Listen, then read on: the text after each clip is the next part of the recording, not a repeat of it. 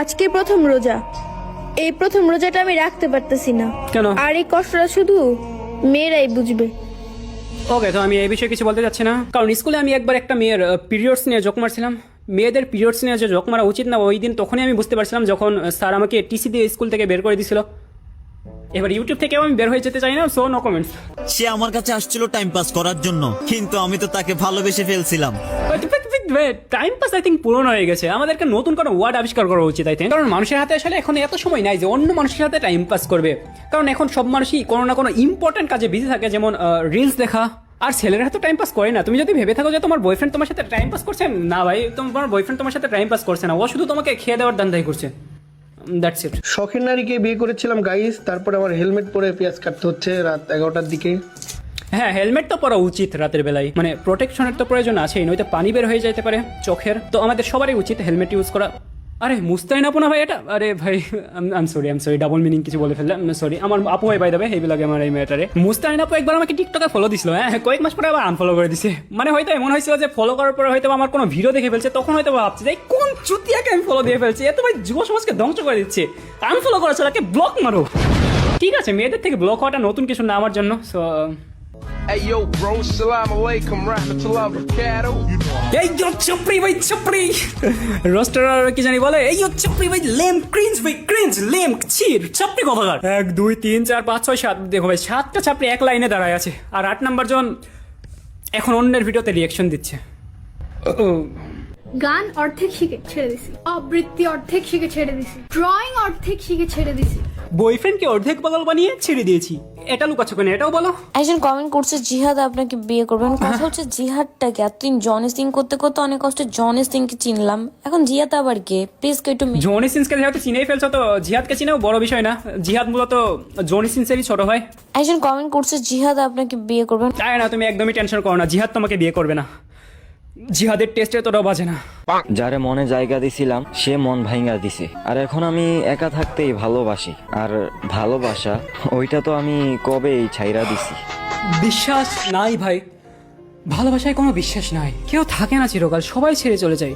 জানি না কেন এমন হয়, আমরা যাদের হাতে হাত রেখে সারা জীবন পার করতে চাই, তারাও এক সময় বলে ওঠে আমার হাতটা ছাড়ো, আমি টয়লেটে যাব।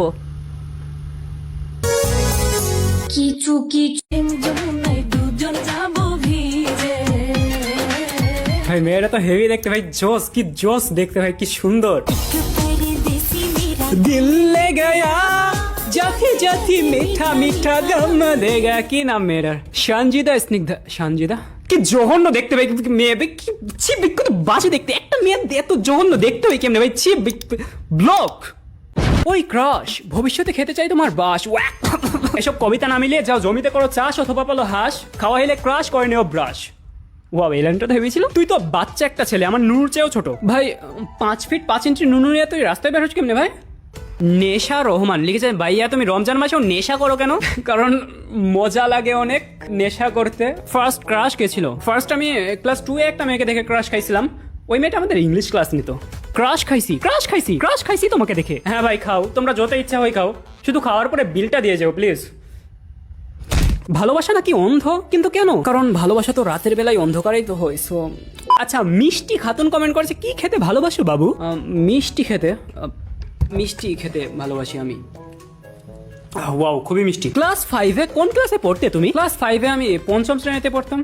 মানে হ্যাঁ, আমার 5ম শ্রেণীতে হয়তো, আমার সঠিক মনে নেই আসলে। তোমার তো নুনু ছোট, আমার ছোট না ভাই। তোমার মুখ অনেক বড় ছিল, এই জন্য ছোট মনে হয়েছে, এছাড়া ছোট না। তুমি কি গার্লস স্কুলে মেয়ে দেখতে যাও? ওকে, এখন আমি এখানে একটা 1 মিনিটের এড দিচ্ছি, তো ফিরে আসছে 1 মিনিট পরে। হে গাইজ, আজ আমি তোমাদের সাথে পরিচয় করিয়ে দিতে চাই 1xBet নামের একটি প্ল্যাটফর্মের সাথে, যেটি বর্তমানে অনেকের কাছে পরিচিত। পিএসজি ও সিরিয়া এ এখানে স্পন্সর। বাংলাদেশ প্রিমিয়ার লিগ চলছে, এটাই ক্রিকেট প্রেমীদের জন্য দারুণ সুযোগ। এখানে বিভিন্ন দেশের ক্রিকেট ও ফুটবল খেলা দেখার পাশাপাশি স্কোর আপডেট এবং যারা খেলা দেখতে ও খেলার বিশ্লেষণ করতে পছন্দ করেন তাদের জন্য এটি বেশ উপযোগী। এছাড়াও রয়েছে চিকেন রোড ও ক্রাশ গেম সহ বিভিন্ন ধরনের খেলা, যেগুলো মূলত বিনোদনের উদ্দেশ্যে তৈরি করা হয়েছে। মাত্র 300 দিয়েই অংশগ্রহণ শুরু করা যায় এবং নিয়মগুলো সহজভাবে দেওয়া থাকে। BMW গাড়ি, আইফোন, ল্যাপটপ, অন্যান্য পুরস্কার রয়েছে প্রত্যেকদিন। নতুন বছরের উপলক্ষে এখানে বিভিন্ন ধরনের বিশেষ সুবিধা ও পুরস্কারের আয়োজন রয়েছে। রেজিস্ট্রেশন করার সময় আমার প্রচার কোড জিহাদ 1 ব্যবহার করলে প্রথমবার জমাতে পাবে 12,000 পর্যন্ত ফ্রি স্পিন। পেটিএম, ব্যাংক, বিকাশ, নগদ, রকেট এবং অন্যান্য সহজ পদ্ধতির মাধ্যমে 1 মিনিটে জেতা রাশি তুলে নিতে পারবে। আমি নিজেই বেশ কিছুদিন ধরে এটি ব্যবহার করছি বিনোদনের জন্য, তুমিও ব্যবহার করতে পারো। তাহলে আর দেরি কিসের, আমার কমেন্ট থেকে অথবা গুগলে 1xbet লিখে সার্চ করো আর প্রথম লিঙ্কে ক্লিক করে আমার দেওয়া প্রোমো কোড জিহাদ1 ব্যবহার করে রেজিস্টার করো এবং বোনাস পাও। ভাই আজকে আমাকে একটা অচেনা মানুষ এই গিফটটা পাঠিয়ে দিয়েছে যেটার মূল্য 1 লক্ষ টাকা। হোয়াট? সারা জীবন কি ভাই আমি বক্সেরই জামা কাপড় খুলে যাবো? মেয়েদেরটা কবে খুল? পঞ্চি বানু উড়তে ফিরু মস্ত গগন মে। ওহ ওয়াও, S24 আলট্রা। ওকে ভাই 1 লাখ টাকার ফোন ভাই, একটু ভালো রিঅ্যাকশন দেওয়া উচিত। আরেকবার শট নিই আমরা। 1 2 3। Wow, S24 ultra. আমি এক্সপেক্টেড তো করি নাই। ও মাই গড। ওকে, এত নাটক করি আমি। আশা করি এই রিঅ্যাকশনটা ঠিক আছে। আচ্ছা চাকু দিয়ে কাটতে হবে না ভাই, আমি এই বক্সটা খোলার জন্য আমি আলাদা করে চাকু কিনে ফেলছিলাম। Let's go baby, let's go. ভাই কালারটা দেখো ভাই, কি জোস ভাই। তোমার গার্লফ্রেন্ডের গালে হাত বুলাইয়া এত মজা পাবে না। পুরো ব্ল্যাক ভাই। আচ্ছা ডিসপ্লে তো ব্ল্যাকই হয়, ব্ল্যাক এমনিতে আমার খুবই পছন্দ। ব্ল্যাক পছন্দ কারণ 3 কালার তো পাবো না। এটা কি দিয়েছে ভাই? আর তার সাথে আমাদেরকে দিয়েছে একটা কাঠি, যেটা দিয়ে আমরা কান পরিষ্কার করতে পারবো। আচ্ছা না, এটা তো কাঠি না, এটা তো ভাই কলম। হ্যাঁ, পরীক্ষার খাতাটাই ভাই লিখে না, এখন আমাকে মোবাইলেও লেখা লাগবে। কোন বিপদ, কেন দিছে এটা? চলো মোবাইলটা ওপেন করা যাক।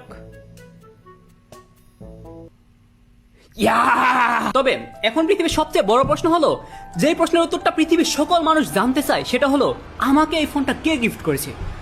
আমাকে এই ফোনটা গিফট করেছে আমি নিজেই। আর কে করবে ভাই? নিজেটা কিনছি ভাই। ও কি নাটক করলাম আমি। এবার ব্যাপারটা হলো যে আমি আইফোন কিনতে চাইছিলাম, হ্যাঁ, কিন্তু এই আইফোনের প্রাইসটা ভাই এটার থেকে 40,000 টাকা বেশি। ওই 40,000 টাকা কামানোর জন্য আমি গেছিলাম, কিন্তু পরে আমাকে বলছে যে না না তুমি এলাও না, কক্সবাজারে শুধু মেয়েরাই এলাও। মানে আইফোন হয়ে গেছে ভাই এখন KTM এর মতন। ফোন খারাপ না, কিন্তু চাপড়িরা কিনে চাপড়ি ফোন বানাই দিছে ভাই। আমি কেবল গুগল করে জানতে পারলাম যে এটাকে বলে S Pen। এটা দিয়ে অনেক কিছু করা যায়, যেমন করা যায় অনেক কিছু, এত জেনে লাভ নাই। এছাড়াও এই মোবাইল দিয়ে তোমরা তোমাদের ছবির অপ্রয়োজনীয় জিনিসগুলো সরিয়ে দিতে পারবে, যেমন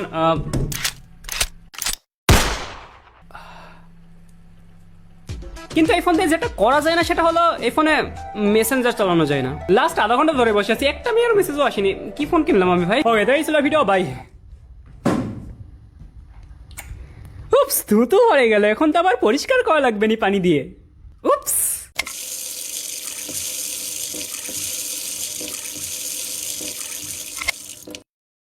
পারফেক্ট।